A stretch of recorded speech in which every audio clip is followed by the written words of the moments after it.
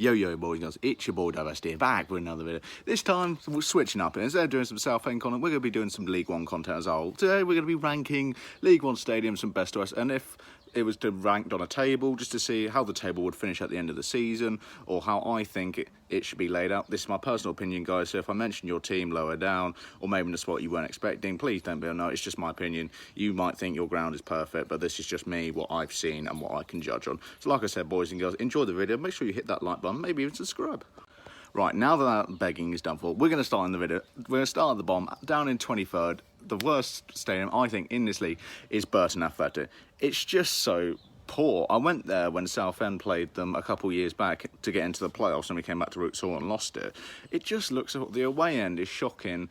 Like, it's better than Gillingham. It does have a roof, but apart from that, there's no atmosphere in that ground. When I went there, especially when Burton were chasing for a promotion, there wasn't much atmosphere from them. Southend boys making all the noise, but no, I just can't see that point of saying it just looks so decrepit, doesn't look like it should be there. So no, I rank Burton down at the bottom. I'm sorry. So we're going to sneak in two teams here to go into 22nd and 21st, and they're going to be Wimbledon and Bristol Rovers. We're going to start with Wimbledon first. Their stadium that they're playing at the minute, which is shared with Chelsea FC women's team, it's just, like I said, similar to Burton. It's ancient. It's been there for a while. It's just so small. Their noisy end is just behind one of the goals, which you can't really hear from an away fan's point of view, apart from when they score maybe. But apart from that, it's just not an exciting atmosphere there. It's dead. The away end is truly shocking. You just all squeeze into a little box, especially if you're bringing a team that likes to sing and dance, who are on a big roll. It's just not the best, really. And as for Bristol Rovers, it's just an odd layout. Like, you've got this one big stadium to your left as an away fan, and then it's all just like small, and then you're right, you've got another big one. The away end it's looked better in recent years, but no, it's just not up to scratch, I think, for a League One stadium. But no, I have heard Wimbledon are investing in a new stadium, so that should look much better than their current one. But no, that is my 22nd, 21st. So moving into number 20 and number 19 here, we've got Accrington Stanley and Gillingham. We're going to start with Accrington Stanley. It's just I've been there once when I was younger. It's just a small ground. There's nothing exciting about it. I have heard they are moving into a new stadium within the next few years maybe, which is good to see, because that stadium, like I said, it's just small. It just doesn't look up to standard for a League One sort of stadium. Yeah, I get Accrington Stanley is a small club, but still, it just doesn't look pretty at all. And then 19 Gillingham, for one specific reason, the away end. If it's windy, pissing it down with rain, it's the worst atmosphere ever. You will get soaked. There's no roof. Some seats you can stand, some you can stand up. If it's windy, the scaffolding just blows about everywhere. It's mental being there. So no, I'll rate Gillingham and Accrington down in 19th and 20th. Step up your game. Moving into the 18th and 17th spot here, boys and girls, we've got Lincoln and Fleetwood Town. Not been to either of those grounds, that's why they're reasonably low on the chart, but I've given them a bit of benefit of the doubt that they are some decent grounds. They've got some atmosphere to them, a bit of character to them, but apart from that, I haven't been there, I can't really judge them. I've seen a few vloggers there. It looks like a tidy stadium, but it just doesn't. Yeah, like I said with the other one, it just doesn't bring that much to, like, away fans. There's not much leg room when there's an atmosphere, if there is one. Lincoln, you do get a fair bit, but Fleetwood, I just think it's a quiet stadium. Like I said, I haven't been to either, so I can't really judge them too far, so don't be offended again. So moving into 15th and 16th now, boys and girls, we've got Southend and Oxford United. Oxford down in the 16th, so purely for the fact it's a three-sided stadium. I don't like it. Like, there's any atmosphere you get in that ground, it's just drained out with that empty spot. You can just see car parks, shops nearby. It's just not very attractive if you're going to watch football for the first time there. It just looks a bit odd. It doesn't look right. So I put Oxford down 16th. If they do get an atmosphere though, I can't lie, it is quite good. But no, I just think the three-sided thing's a bit odd and confusing. And then 15th is Southend. Like I said, we live in Roots Hall. It's not the most modern of stadiums. It's very old. It does look a bit weird when you look at it if you weren't a Southend fan. But no, I've been there. I've supported them for a long time. So I'll put them in a fair spot, I feel. Not going to big them up and say, yeah, we've got the best ground, because we clearly don't. We might be moving into one that maybe is a bit better than what we're in now. But still, if it's just Roots Hall I'm ranking, I'm leaving Southend in 15th. So yeah, like I said, don't be hated, boys and girls. Now we're going to move into some controversial decisions here. They weren't easy to make, these two, but they are two of the bigger clubs in the league. So this is going to be the two shockers, I think. In 14th, we have Peterborough, and in 13th, we got Doncaster. Peterborough in 14th, it's an okay ground. Like I said, they're all all the grounds are quite old. They don't get much in them. But no, apparently, according to one of my mates who went to the Peterborough game where we got smashed, I think it was 4-1 or 5-1, it's not much good seating area. Like, they've not got much leg room. They're all cramped together a little bit. So that's why I leave it down here, especially for a team that's pushing up those leagues, pushing up the spots. I feel maybe that could be an improvement. And for Doncaster, again, I haven't been to it, so I can't judge it. Again, one of my mates has been there. But no, apparently the atmosphere is not good for Doncaster fans. There's many seats that are left empty. If there is going to be a chant, it's not very loud. It doesn't go on for very long from their fans. The away end is good, they say. There's lots of facilities which are good. But apart from that, there wasn't much else to offer for Doncaster. So I leave them just about around the middle mark at 13th and Peterborough in 14th. Moving into 11th and 12th, we've got Rochdale and Shrewsbury. Rochdale's just bang in the middle, that average ground. They've been in League One for a few seasons now, got a good reputation about them, so I can't judge their ground, good or bad. It's just slap bang in the middle. It's a great average ground. And then above that, we said Shrewsbury. Shrewsbury, a nice ground. I went there with Southend. It's a bit of a mare to get to, but once you're there, it is quite nice. You can get, if your fans want to have a chant about it, then you can get all the noise behind you. It's a good stadium for that. There is a standing area as well they've introduced. I think it's in the last couple of years, which is also great to see. It's a nice solid ground though. So again, it's around the average mark. So I'll leave Rochdale and Shrewsbury in 12th and 11th. So yeah. Moving into two grounds that I actually have kind of a soft spot for in this league is Wycombe and Tranmere. Wycombe in 10th, Tranmere in 9th. Wycombe's ground, seen it when we were in League 2.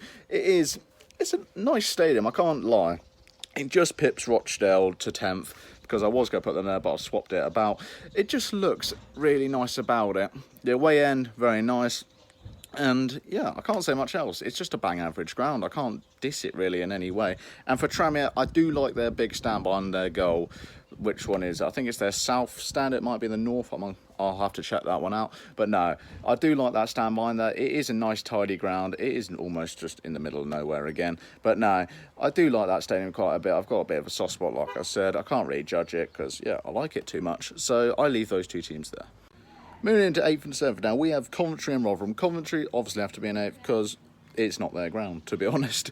But no, it is a nice tidy ground. It's above League One quality for Birmingham City. It is a really nice ground to take your away fans to, or even as a home fan, it's a great ground to go sit in and watch a game of football. But like I said, it's not Coventry's ground. I can't put it any higher into the playoff spots. I'd have to leave it in 8th. And for Rotherham, very good team, top of the league. Ground is very tidy again. Very nice to sit in, watch game. But yeah, again with the atmosphere, there's not much going on there that I've seen, not much chanting, not much songs, and if it is, it doesn't last very long. Again, please don't be offended if I do say any of this about your teams, but no, I just have to rank them just in there. They have to be in a playoff spot, but they're not at the top, as there are going to be some big boys coming out, as you will see. Moving into 6th and 5th, we've got Blackpool and MK Dons. Blackpool, like their stadium, similar to Roots Hall almost, except their stands are a teeny little bit bigger, I think it is. It's a nice, tidy old stadium with a lot of character to it. Unfortunately, what's going on with their ownership was quite tragic over the last few years, but they have, I think, managed to sort that out and might not have. Blackpool fans, leave a comment down below. Are you financially stable now in League One? Is all your money burdens sorted from your old chairman? And then on to MK Dons.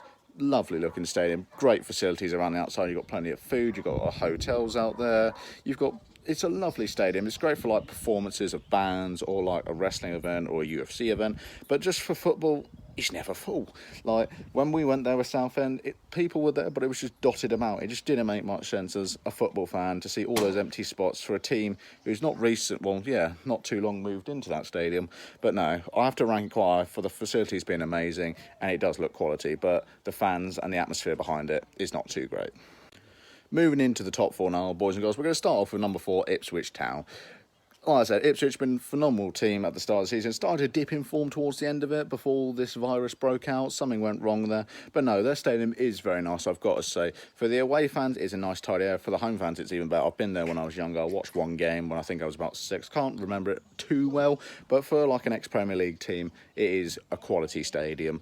I really like it. Just the atmosphere you can get in there is amazing. Even if they score from behind or just get that last great winner, it has a lot of character, that stadium. And I love love the look of it. You can't fault it in any way. Moving into number 3 is Bolton Wanderers, the team that are just sitting below us in the table are now up in third for stadiums. But no, they are an ex-Premier League team. Their stadium is a great size for what it is. I'm surprised they're in League One at all, or how they've managed to go this low.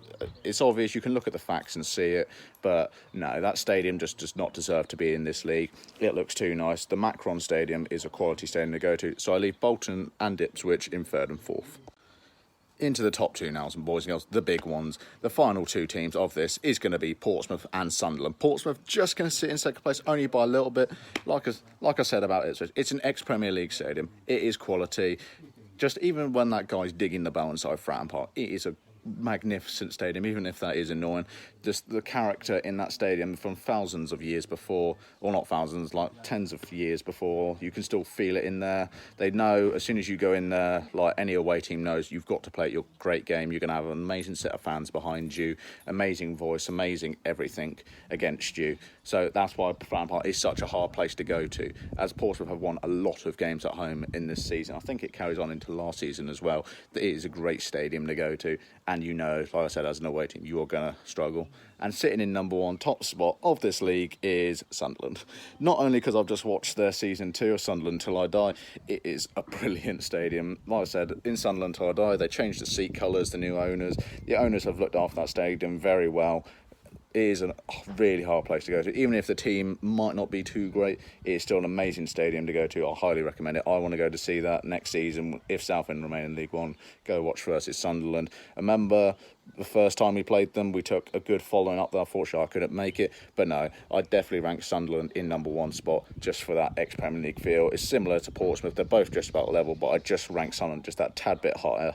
So that is going to wrap up this video here, boys and girls. Like I said, don't be offended if your team is not in the top spots or anything like that. Just, it's my personal opinion. You can comment down below if you think I'm just wrong at everything I do. But hey, that's how we work with this. But anyway, boys and girls, I've been Diversity and it goes like peace.